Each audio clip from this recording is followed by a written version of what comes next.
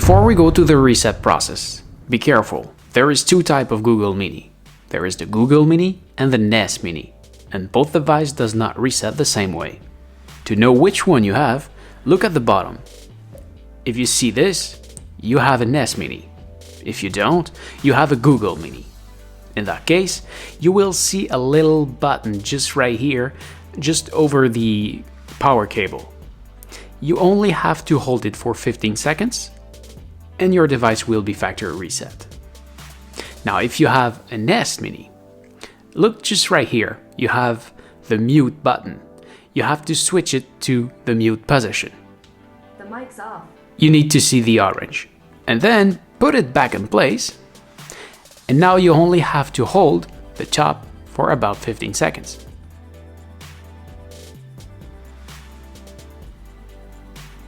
You're about to completely reset this device. Release to cancel.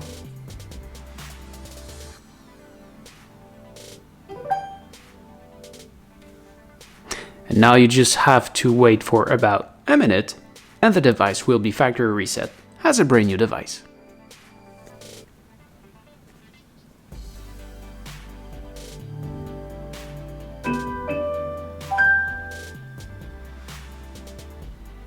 Hi, to get started, download the Google Home app on a phone or tablet. The mic's off. So this is it. Thank you for watching. I hope it helps. If yes, please make a thumbs up. If you have any question, please ask in the comment below. I may simply answer you or even maybe make a video just for you. So don't forget to subscribe, and what you do see back there, it's from my main channel, so please come take a look at this right there.